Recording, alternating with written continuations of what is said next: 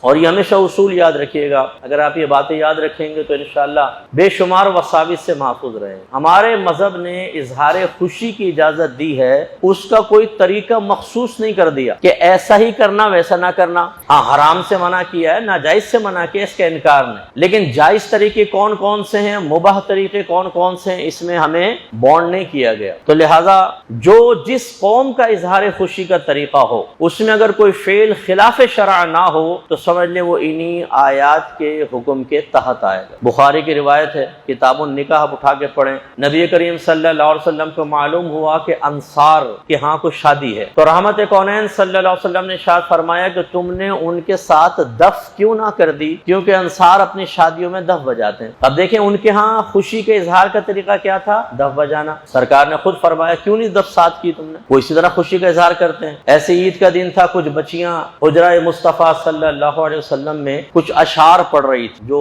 پرانے اپنے بڑوں کے مدح کے تھے اشعار، اور نبی کریم صلی اللہ علیہ وسلم چادر اوڑھ کر لیٹے ہوئے، تو حضرت ابوبکر صدیق رضی اللہ تعالیٰ عنہ تشریف لائے۔ تو جب آپ نے یہ ملاحظہ کیا تو ان سے انہوں بچیوں کو کہا، جو بچیاں بجا رہی چھوٹی بچیاں تھیں، وہ کہ بند کر دو اس کو، رسول اللہ صلی اللہ علیہ وسلم کے گھر میں شیطانی آلات۔ تو رحمت کونین صلی اللہ علیہ وسلم نے اپنے چہرہ انور سے چادر ہٹائی اور ارشاد فرمایا ابوبکر ہر قوم کے لیے کہ عید کا دن ہے اور ہمارے لیے آج عید کا دن۔ اب صدیق اکبر نے شیطانی آلات کیوں کہے، اس کا مطلب ہے مزاج شریعت یہ تھی کہ یہ گانے بجانے والی چیزیں جو ہیں یہ قلب کے اندر غفلت پیدا کرتی ہیں، تو اس لیے منع فرمایا۔ اور یقینی سی بات ہے تعلیم مصطفیٰ کی روشنی میں ہی ہوگا، ایسا تو نہیں ہے کہ اپنے پاس سے ایجاد کر لیا حضرت ابوبکر صدیق نے، ضرور سرکار کی تعلیم تھی، لیکن اس تعلیم کے کچھ پہلو بھی مخفی تھے جو اب ظاہر ہوئے کہ نبی کریم نے ارشاد فرمایا، گویا کہ تائید کی ایک طرح سے تو کہ آپ نے جو کہا ٹھیک کہا، لیکن بعض اوقات بعض خوشی کے مواقع پر اس قسم کے آلات لہو سے حظ اٹھانے میں حرج نہیں، تو منع فرما دیا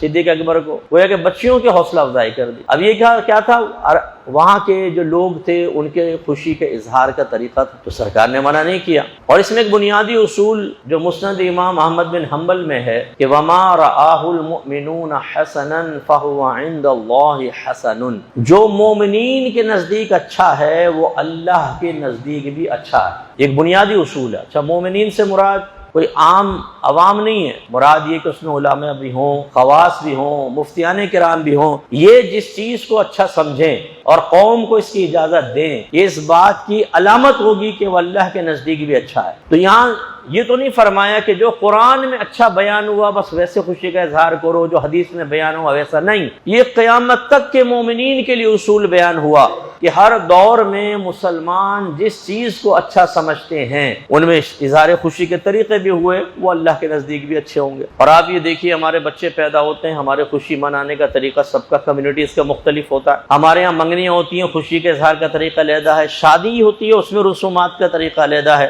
آپ امتحان میں پاس ہو جاتے ہیں، اپنے دوستوں کے درمیان اپنے ایک طریقہ کار کے مطابق خوشی مناتے ہیں، ایسی کوئی بچہ حافظ قرآن ہو جاتا ہے، کسی نے قرآن ختم کیا ہوتا ہے یا قرآن شروع کرتا ہے یا عالم اور مفتی ہوتا ہے اور اس کی سند اس کو ملتی ہے، تو ان کے اظہار خوشی کا طریقہ اپنا اپنا ہوتا ہے۔ شریعت نے کوئی پابند تو نہیں کیا، اگر پابند کر دیتا تو ہماری زندگی بہت زیادہ تنگی میں مبتلا ہو جاتا۔ اس لیے اگر کوئی کہے کہ یہ خوشی کا طریقہ ثابت کرو کہ قرآن و حدیث سے ہے، تو آپ کہیں کہ ثابت کرو قرآن و حدیث کے خلاف ہے، یہ نہیں کہ ہم وہ ایک کہے کہ یہ کرو تو ہم لگ گئے نوکروں کی طرح ان کی خدمت کے اندر کہ چلو جی نکال کے دلائل دکھائیں۔ کیوں دکھائیں؟